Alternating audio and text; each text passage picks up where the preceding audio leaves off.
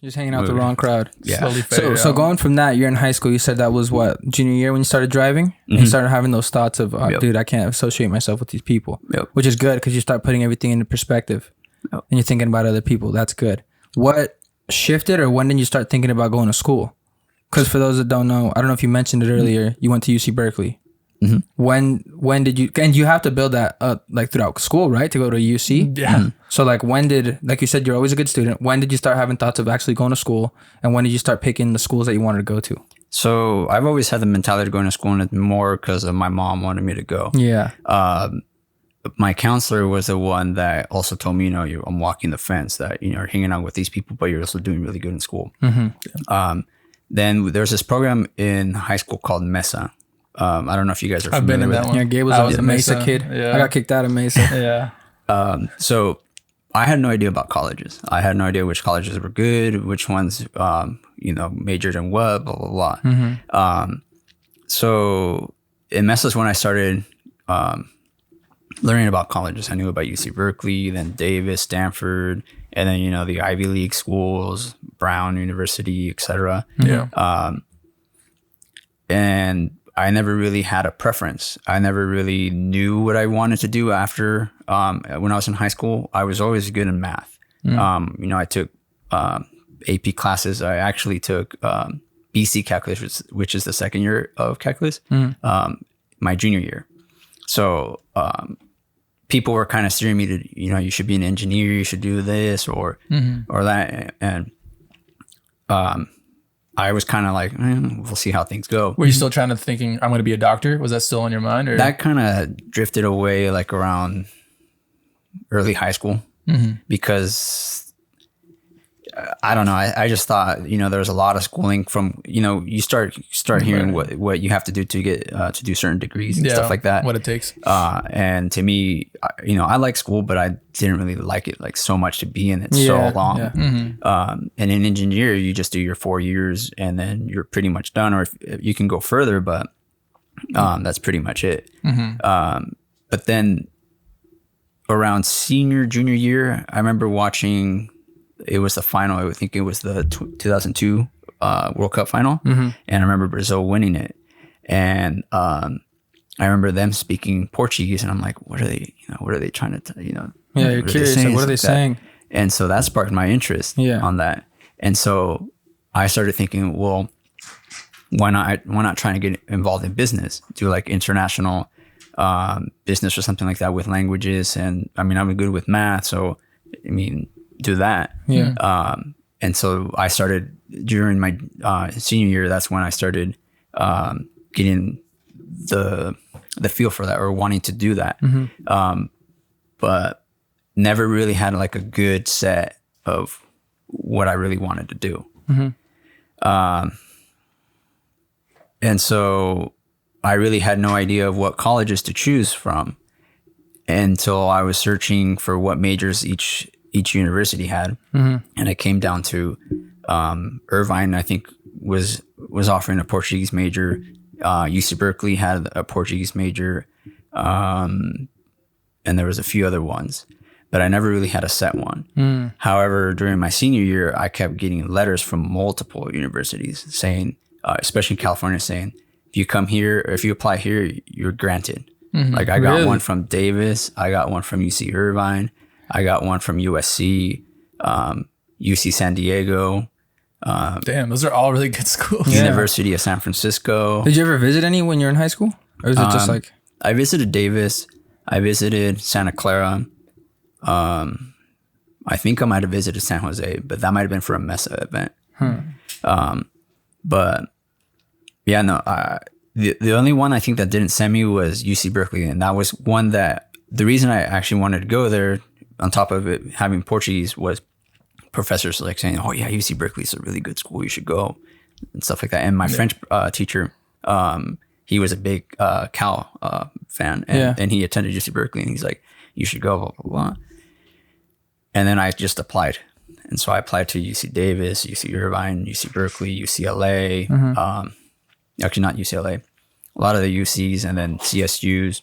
How was the application process for you? Was it hard? Did you have help? Like, because I know for me personally, when I applied, I had my older brother and older sister who kind of helped me talk me through like, this is how we should kind of talk about, this is how you can word it. They like proofread some of my stuff. Like, did you have those resources when you were doing your stuff? No, I mean, I only knew from Mesa. Like my family, they had no idea. My counselor helped out a bit as well, but most of it was through Mesa and then just going and just doing the applications. I mean, Mesa did prepare me in terms of the essays that I had to do. And they kind of gave you like an idea of what, like how to, like where to go, but not exactly like prepare you like, hey, this is what you're going to have to go through. This is like, you know what they would do now, like a PowerPoint saying this is this, and stuff like that. But no. Did they have like Avid and stuff like that here in Ukiah? Is Avid just a Fort Bragg thing? I think Avid is it's like a nation thing. So I'm sure they did have it, but explain what Avid is, because you were in it. Yeah, I was remember what the acronym stands for: Advanced via Individual Determination or something like that. But it's basically it's a college readiness class, and you'd go there, you like work on your schoolwork there, so you can talk to your peers and they help you out. And then like when it comes to a college application process, when it comes to that time, they'll literally take that full period of that day and you can just practice how to write papers. You can proofread it with your peers. You just literally, it's a whole chunk of the day where you just dedicate to just writing your papers. So I had stuff like that because I couldn't rely on my parents. I'm a first generation college student also.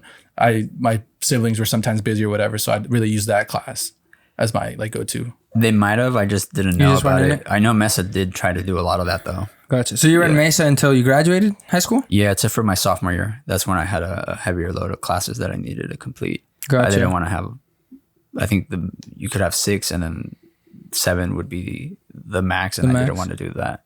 Okay, so once you apply to Berkeley, you get in. Was it just a no-brainer for you? It's like, I'm going. Yeah, I had gotten accepted to all the schools I applied. That's awesome. That's insane. And You know Berkeley how was hard the one. that is? Yeah. That's a flex. Dude, Everyone that doesn't know, I that's a applied to flex. so many and I only got accepted to like 3 or 4. Like, Damn. dude, that's awesome. Yeah. I just didn't apply to like Stanford and stuff. And I probably should have applied to Stanford or USC or UCLA just to see, because those are Got rejected to all of those, by the way. You applied? I applied to all of those and got rejected. They're tough. Literally, You never know. My decision was between UC Davis, one of my cousins who actually got accepted there and went there, or Berkeley. And I was waiting on Berkeley. And so if they told me no, I was going to go to UC Davis. And even then, UC Davis actually offered me more money than Berkeley. Shout out Aggies. Yeah. Aggie Cash. Shout out to Aggie Cash. Yeah, and that's the same thing that happened to me. They offered me full financial aid package. So I was like, it's a no-brainer. Yeah, that's insane. Yep. So, okay, so when was the first time you visited Berkeley? What did you think? It was, they have something, I think that it's called Cal Day. It's like on a weekend. And you just go tour the campus and people out there, handing out flyers, or you can ask questions, stuff like that. That was the first time I toured, and that's when I had already accepted. So I was going there. Yeah. Okay, so when you applied to all these schools and you're getting in, did you apply as a Portuguese major or undeclared? I think I did undeclared. Undeclared? Yep. And same with Berkeley? Yep.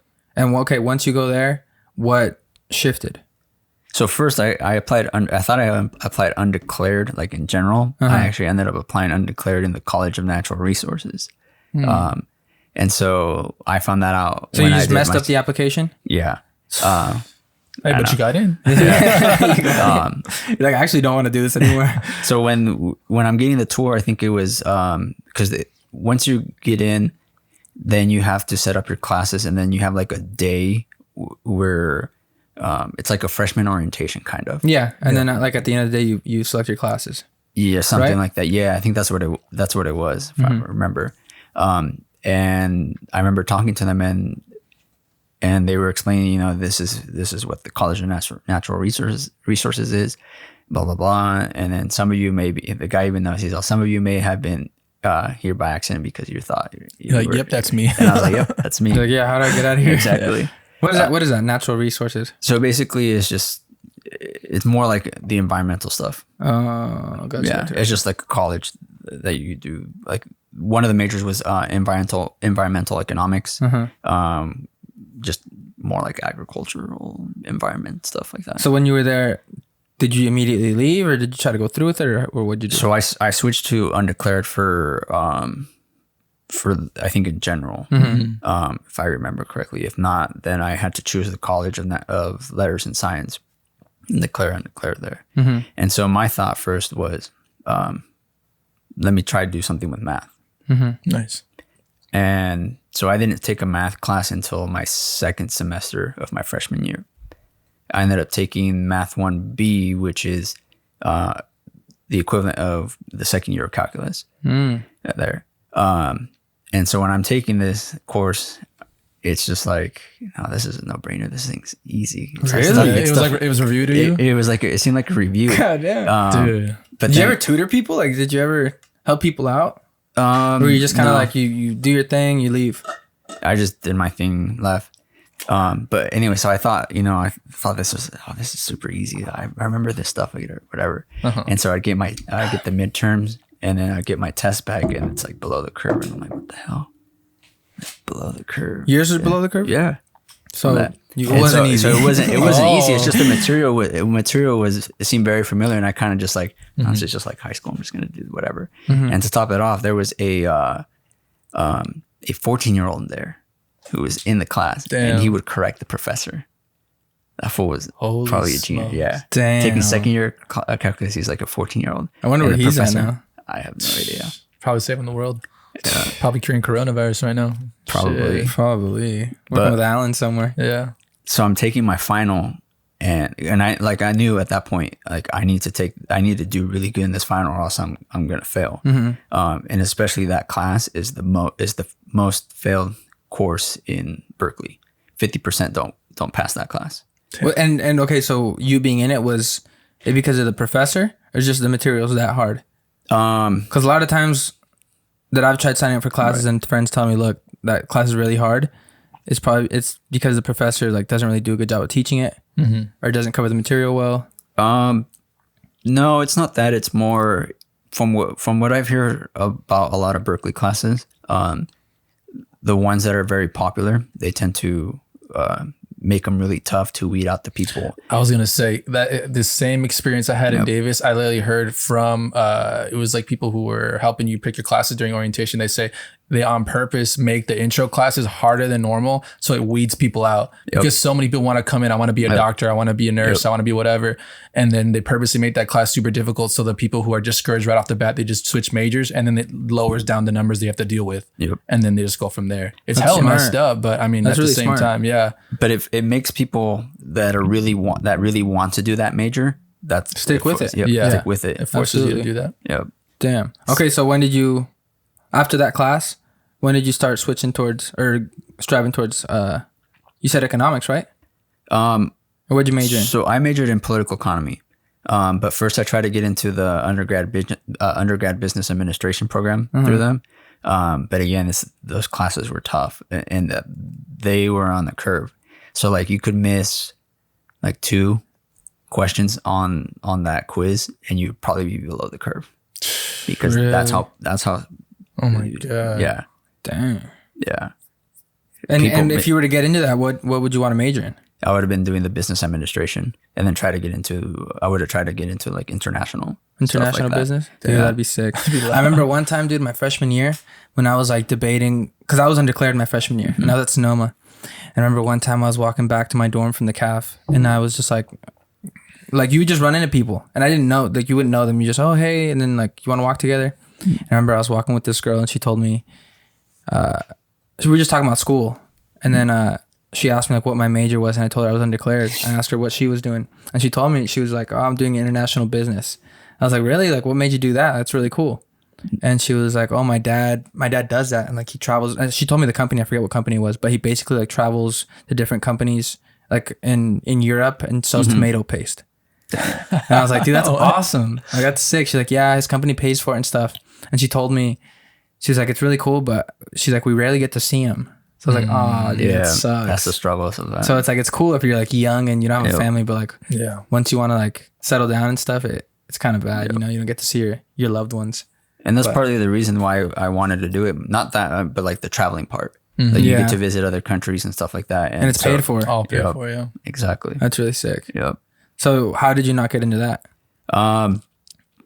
You apply and then they tell you yes or no. And that was pretty much it. I got told no.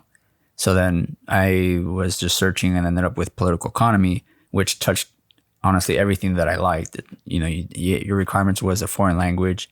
You do math, you have economics, you have history. It's just well-rounded and stuff like that, but it's broad. So you had taken courses that were covered in that, and you're just like, okay, I like that. Yeah. Nice. And then from there, once you switched into it, did you have like a job, like a career that you were kind of trying to go for after? Or was it just like your first goal was to finish school, and then from there you figure it out? Yeah, that was pretty much it. That was the plan? I wish I would have known about internships. You can go into college, because that probably would have changed would have changed my career. What would you do differently if you had known about them? I would have definitely taken them during the summer classes instead of, my side job was a intramural ref. So 1 year I took summer school courses and did the intramural reffing, which I probably should have done internships. Yeah. Another year, I think I came back home, but that's pretty much, yeah. Yeah, I mean, it's just use the time more effectively. But nobody tells you about that stuff. Exactly. Like growing up, going to school there, like some of my friends were doing internships, but like I didn't know where to apply, where to look for. No one's telling you like, hey, this is the time where you should be applying right now, because they're only looking for 1 or 2 people in that position. And if you're one of the first applicants, maybe they'll just hire you off the jump, and then you already have that. So I didn't have that when I was going to school, so I never did it. Yep. And then, I mean, obviously the colleges had it. It's just I didn't really know about it too much. I didn't venture into looking into it, researching stuff like that. And also, like you said, if you don't know about it, you're not gonna do it. Or nobody's telling. I'm sure you're gonna be different with your kids. You're gonna tell them, hey, make sure you're looking for internships. Like, this is how you apply. This is where you go.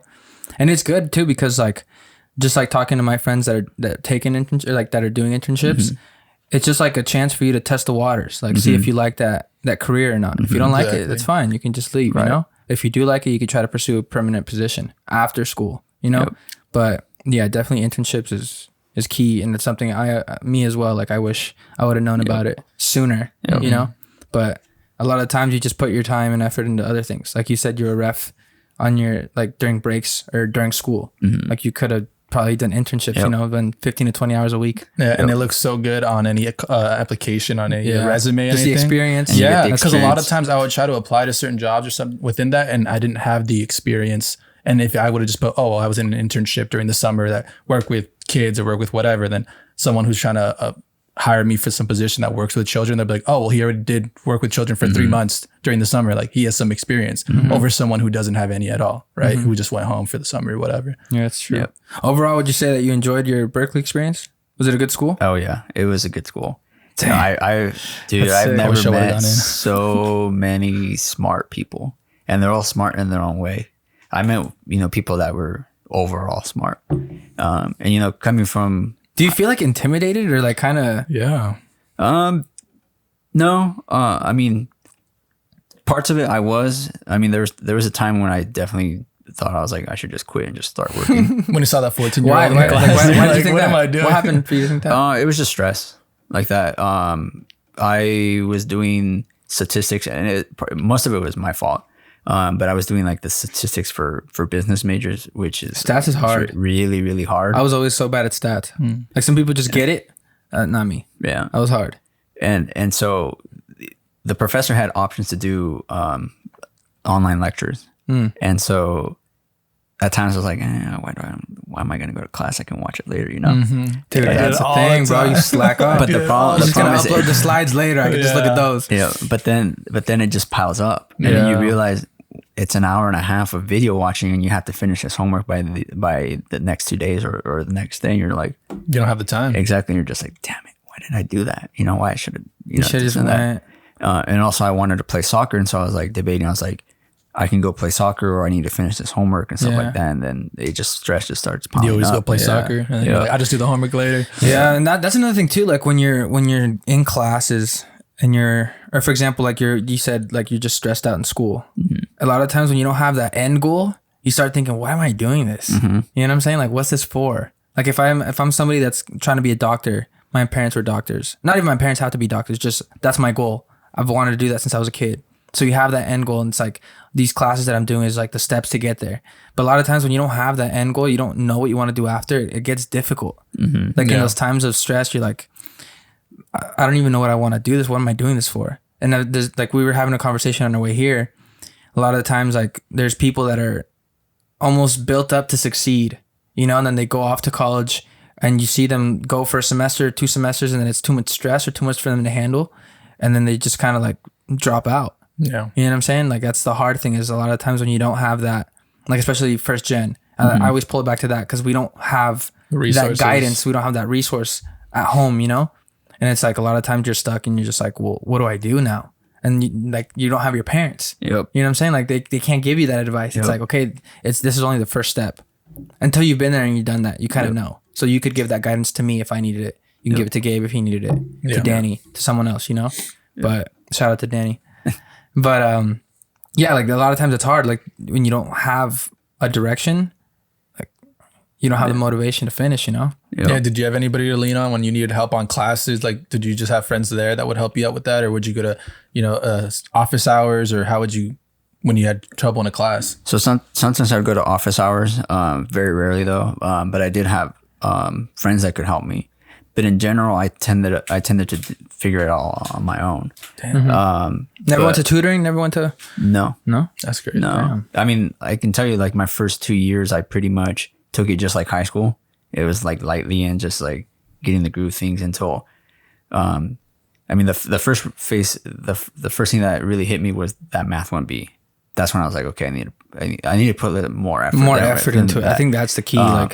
But it really started when I had to decide a major. I wanted to finish in 4 years. I didn't want to, you know, do another a fifth semester not fifth semester. Fifth year. Fifth year or 6th year. I wanted to finish, especially I didn't know how financial aid would work if you went past the 4 years. I think you have 5 total. I think it's 5 total, for FAFSA and stuff. Okay. After that, they my last one. I need to finish quick. So like I didn't know, so I started, you know, I had to do this, and then the major that I did, political economy, was a lot of reading and writing, and I hate that. I'm not a reading and writing person. I mean, obviously I read stuff that I like, but writing, it's like the worst thing for me. But I had to put in the effort. I had to change the ways and stuff like that. When you say reading and writing, like for example, if I'm in high school and I want to try to go into political economy, what does that mean? Reading and writing. What do you read? So I had to read, you know, a lot of political economy, a lot of great thinkers back in the day, like Karl Marx, if you want to call him great, whatever. You know, each people have debatable. It's debatable. Just leave it out there. Karl Polanyi, Milton Friedman, John Keynes, I think that's his name. Okay. John Locke, Adam Smith, those type of people. And people who haven't read that, those stuff are hard to understand and hard to read because it's in super old English, or it's super weird how it's written. So you read a sentence and you can read every single word in that sentence, but you have no idea what the hell I just read. You're like, okay, let's try that again. Yep. So you have to so you read that, and then you get like a theory from them, and then you have to write papers on those theories. They'll give you like a topic, or they'll say, you know, write this paper based on, you know, whatever we read on and stuff like that. And so that's the thing with political economy, or you get the theories from all these, you know, thinkers or from the past, and then they'll say, put it to today's current events. Like, what do you think about immigration? What should we do with that? Or do you think universal healthcare is, you know, viable? Or, you know, free education, stuff like that. And so you take those theories, the theories that those thinkers developed, and then you put it into your paper. And so it makes you think outside the box, and how, it's just, and writing wasn't really I'm an okay writer, but I'm not a strong writer on that. And so I had to learn differently. I had to, I would usually procrastinate and save my essays and reading towards like the end, which isn't the best thing to do. And so I had to actually start reading every day to at least do certain pages to catch up to what the professor wanted for that specific day for lecture. And then when the essay came out and they said it's due in like 2 months, I had to like at least get a certain part and then start developing what I'm going to write about. Yeah. And then each day or every other day, I would write a little bit of it. Dang, so you would break it up into. That's the right way to do it, by the way. Because I did it the opposite. I would leave it to the end, and the night before, or 2 days before, I'd try to put my thesis and then just do like an outline and try to do the whole thing in a day or in one sitting. It's the worst. That's how you write the worst paper. You really want to space it out. You stress out a lot. Yeah, you you like stress writer's yourself block. out. Like, dude, you start panicking. Like, what am I going to write about? Yeah, and then they say, you know, you have to do 10 pages or 20 pages and stuff like that. And so if you're procrastinating, you're going to have a hard time. And so what I realized is when I was doing that, I was actually writing more than what the minimum requirement was. And so I had to condense it down. That's hard. Which is the hardest That's one hard, yeah. on that. Yeah, I had a business writing class in San Bern, and that's what the guy was telling us. He's like, write this exactly like that. Like you learn a concept of theory. It's like, apply it to this. Or for example, if you were to work for a company and the boss is like, to every employee, come up with an idea to boost up employee morale. Like write a 750 page or 700 word essay on it. So it's like you have so much to say. Like, how do you say what's important in less? Or like you're writing a business memo, you're sending it out, like get short, like keep it short, sweet, straight to the point. Yeah, exactly. And that's the hardest part. Like when you have so much to say.